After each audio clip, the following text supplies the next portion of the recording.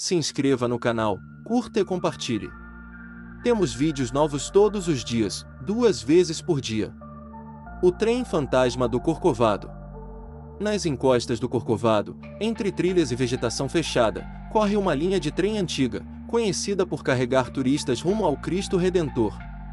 Mas, entre os guias locais, existe um sussurro antigo, o de que, nas noites sem lua, um trem diferente corre pelos trilhos. Não é de ferro reluzente, nem leva passageiros vivos. É o trem fantasma do Corcovado. Conta-se que, durante a construção da linha, muitos operários perderam a vida.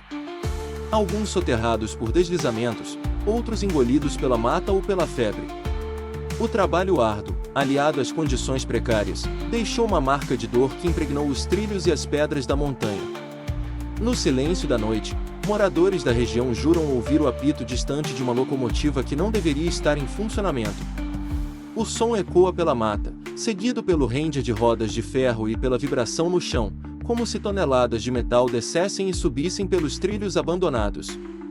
Um jovem guia turístico, chamado Arthur, costumava zombar dessas histórias. Para ele, eram apenas lendas criadas para impressionar turistas e alimentar o folclore carioca. Porém, algo em seu íntimo o incomodava. Seu avô havia desaparecido justamente trabalhando na linha do trem, décadas atrás. Numa noite abafada, Arthur decidiu confrontar os rumores. Levou uma lanterna, um gravador e subiu até os trilhos após o último trem turístico ter descido. A mata estava carregada de um silêncio opressivo, interrompido apenas pelo zumbido dos insetos. Enquanto caminhava, o guia começou a sentir uma estranha eletricidade no ar, como se o ambiente respirasse com ele. Os trilhos pareciam vibrar sob seus pés, embora nenhum trem estivesse previsto para aquela hora. Foi então que ele ouviu um apito longo, cortando o silêncio como uma lâmina. Um frio percorreu sua espinha. O som vinha de cima, do coração da montanha. Sem perceber, Arthur se pôs a seguir o som, convencido de que, enfim, descobriria a verdade. Quanto mais avançava pela linha, mais a floresta parecia se fechar ao seu redor. As árvores se inclinavam sobre os trilhos, como se tentassem esconder o caminho. O ar se tornava pesado, e a lanterna tremeluzia, como se drenada por uma energia invisível.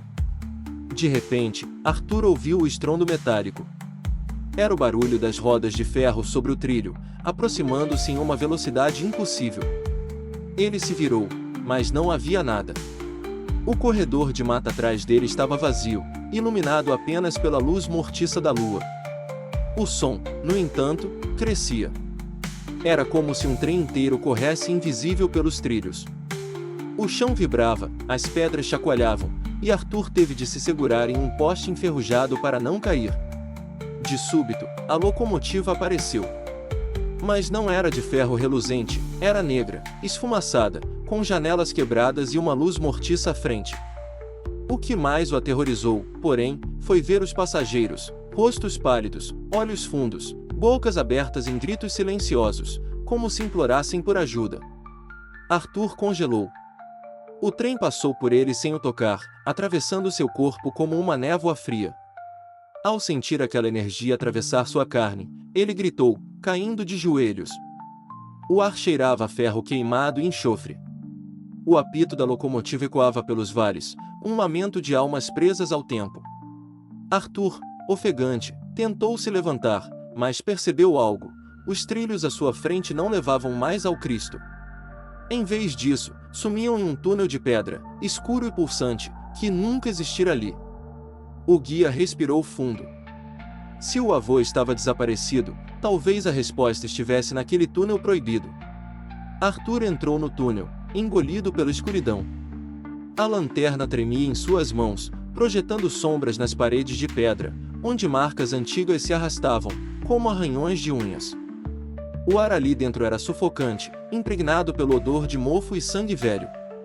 Enquanto avançava, ele percebeu vultos correndo pelas paredes.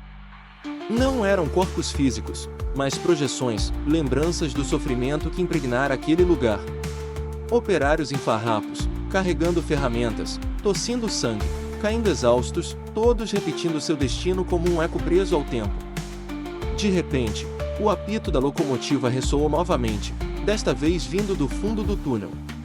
Arthur apressou os passos, mas quanto mais avançava, mais o corredor parecia se alongar. O espaço se distorcia, como se o túnel fosse infinito. Foi então que ele viu. No final, uma plataforma subterrânea, com trilhos corroídos e um relógio parado à meia-noite. Ali, dezenas de figuras espectrais aguardavam. Eram passageiros sem rosto, que se enfileiravam, prontos para embarcar no próximo trem. Entre eles, Arthur reconheceu alguém, um homem alto, de chapéu gasto e olhar vazio. Seu coração quase parou.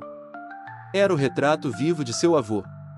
"Vovô!" gritou, correndo em sua direção. Mas quando estendeu a mão, o espectro apenas virou o rosto, os olhos ocos refletindo uma dor indescritível.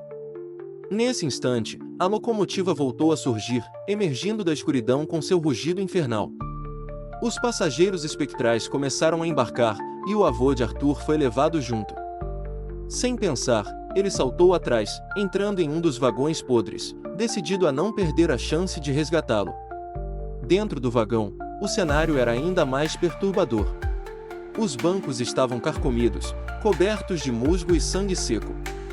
As janelas mostravam não a floresta do Corcovado, mas um vazio estrelado, como se o trem atravessasse o espaço entre mundos.